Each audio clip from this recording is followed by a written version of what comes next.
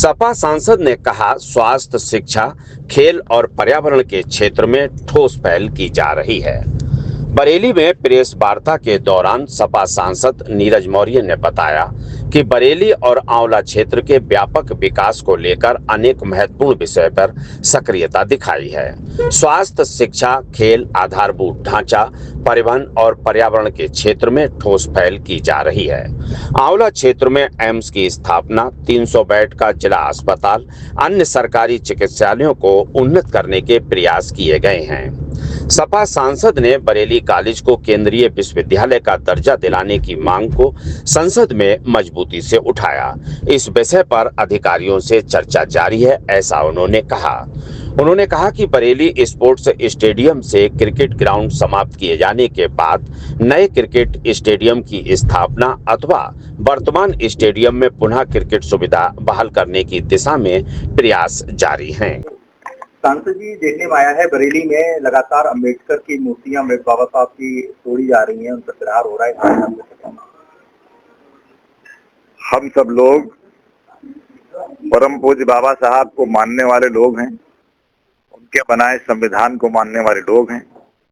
और जो हमारी लड़ाई 2024 में हुई, भाजपा के लोगों ने कहा था कि 400 सीटें दे दो, संविधान बदल देंगे। तो जो वो कह रहे थे वही वो कर रहे हैं। संविधान बदलने के लिए उनको अधिकार तो नहीं मिला, लेकिन अब बाबा साहब के प्रतिमाओं को लगने न दो, उनको तोड़ दो। ये भाजपा का सदैव चरित्र चेहरा रहा है। हम सब लोग बाबा साहब के लड़ाई लड़ेंगे, संविधान की लड़ाई लड़ते रहेंगे। और आने वाले समय में जहां पे ये घटनाएं हुई हैं, उत्तर प्रदेश में जब माननीय अखिलेश यादव जी मुख्यमंत्री बनेंगे तो वहां पे भव्य रूप से बाबा साहब की प्रतिमा लगाने का काम हम लोग करेंगे। देखने में आया है कि कुछ स्कूलों को सम्मिलित किया जा रहा है।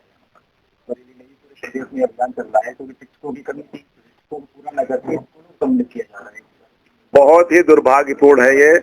आजादी के 77 सालों के बाद जब आज गांव का गरीब, मजदूर, हर व्यक्ति का बच्चा पढ़ना चाहता है और हमारे देश के अंदर राइट टू एजुकेशन एक्ट बना हुआ है, तो फिर गांव के स्कूलों को बंद करने का कोई भी निर्णय वो संविधान विरोधी है, जन विरोधी है। इसको सरकार को वापस लेना चाहिए, क्योंकि अगर एक गांव में बच्चा नहीं, स्कूल जब बंद होगा तो वहां के बच्चे कहां पढ़ने जाएंगे। सबके पास इतने पैसे देने के लिए मोटी फीस के पैसे तो है नहीं। लेकिन मुझे लग रहा है भाजपा लोगों को शिक्षा से दूर करना चाहती है। भाजपा लोग स्कूल बंद करके लोगों को शिक्षा से दूर करके उनको सवाल ना पूछने वाला बनाना चाहती है। और इसलिए मुझे लग रहा है कि भाजपा को 2027 में विदाई का समय आ रहा है और वो विदाई जनता करेगी। सांसद जी, कई बार ऐसा हो चुका है कि उसको शुरू करने के प्रयास किए, मुख्यमंत्री जी भी आए, उन्होंने भी निर्देश दिया। ऐसा क्या कारण है कि सरकार चाह रही है, मुख्यमंत्री चाह रहे हैं और यहाँ फिर भी नहीं शुरू हो पा रहा है? देखिए, ये ऊपरी मन की बातें हैं, चाह नहीं रहे हैं वो। अगर वो चाह रहे होते तो वहां पे अब तक काम शुरू हो जाता। इतना शानदार अस्पताल माननीय अखिलेश यादव जी ने बनाया था, वो अस्पताल यहाँ की जनता के लिए। और ऐसे ही बदायूं के अंदर एक बहुत शानदार मेडिकल कॉलेज भी राज्य सरकार के द्वारा माननीय अखिलेश यादव जी ने बनवाया था, उस अस्पताल का भी बुरा हाल है। अगर 300 बेड का अस्पताल चलेगा, वहां पे मेडिकल कॉलेज चलेगा, तो बरेली के लोगों का इलाज होगा, ना कि कोई बाहर से कराने आ जाएगा। और बाहर से भी आ जाएगा तो इलाज तो सबका होगा। लेकिन ये सरकार शिक्षा, स्वास्थ्य, लॉ एंड ऑर्डर सब पे फेल है, बुरी तरह फेल है। और मैं तो कहूंगा उत्तर प्रदेश में पूरा जंगल राज चल रहा है। एक बार बदलना की बात कही थी, क्या ये सही हो जाएगी? तो जाहिर है कि प्राइवेट अस्पताल, आपको क्या मानना है? क्या कोई ऐसा कुछ औसत है कि जिसकी वजह से गवर्नमेंट बॉडी अस्पताल नहीं किए जा रहे हैं? अब ये तो इसका जवाब तो सरकार दे, लेकिन सरकार का दायित्व है। सरकारें जनहित के लिए बनाई जाती हैं, जनता के द्वारा चुनी जाती हैं और जनता ही सरकार होती है। तो जनता को सुविधाएं मिले, और सरकारी अस्पताल में लोग इसलिए जाते हैं कि वहां कम पैसे में इलाज होगा। भरोसा है लोगों को सरकार पे होता है क्योंकि सरकार को जनता बनाती है, लेकिन वो क्या कारण है वो नहीं बना रहे हैं। कौन सा कागज है, कहां से वो मिले हुए हैं, ये तो वही लोग जानते होंगे। इटावा में जो घटना हुई उसके बाद और पीड़ित है उन्हीं के ऊपर मुकदमा लिखवा दिया गया है, क्या कहना चाहते हैं? जिस तरह की इटावा में घटना हुई ये पूरी मानवता को शर्मसार करने वाली घटना है, और ऐसी घटनाओं से प्रदेश का और देश का भी मान घटता है, क्योंकि आज सोशल मीडिया है, पूरे वर्ल्ड में लोग देख रहे हैं कि आप एक इंसान को जबरदस्ती उसका बाल कटवा दें, उससे नाक रगड़वा रहे हैं, उसके ऊपर छिड़काव कर रहे हैं। जिस तरह का ये कोई मानवता को शर्मसार करने वाली घटना है। हमारे देश की पहचान भगवान बुद्ध से है। भगवान बुद्ध ने पूरी दुनिया में मानवता का संदेश दिया। उन्होंने कहा मानो मानो एक समान।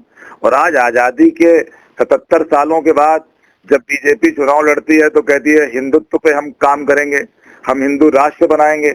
तो आप बताइए ये कौन सा हिंदुत्व है जो एक आदमी को नाक रगड़ने पे मजबूर कर रहा है?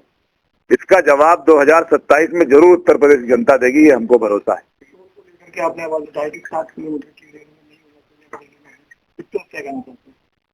वो बात अभी चल रही है, लड़ाई हमारी जारी है।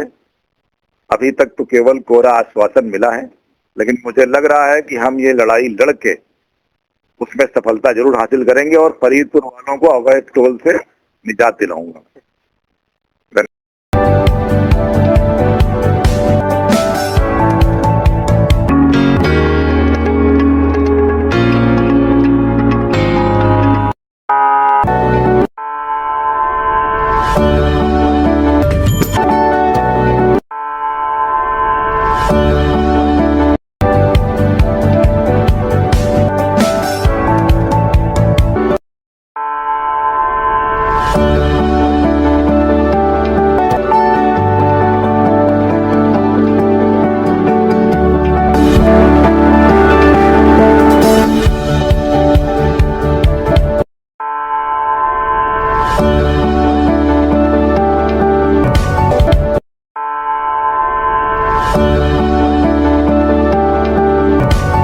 मेरठ इलेक्ट्रॉनिक्स 0% ब्याज पर सभी सामान आसान किस्तों पर उपलब्ध है।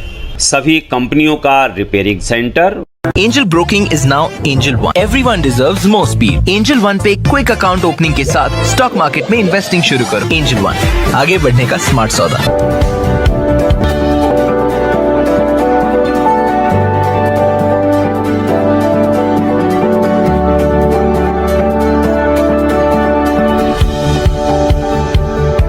ऑल न्यू हीरो ज़ूम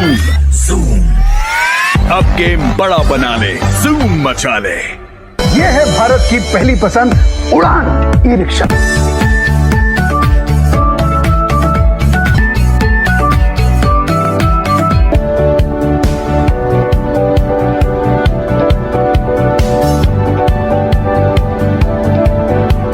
आज ही खरीदी करें हजारीलाल गौरी शंकर से और पाएं हर खरीद पर निश्चिंत उपहार और लकी ड्रॉ कूपन।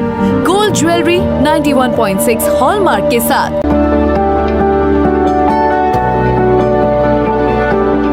आपको हमारा वीडियो पसंद आया हो तो इसे लाइक, शेयर और सब्सक्राइब जरूर करें। देखते रहिए SKS 24 न्यूज नेटवर्क।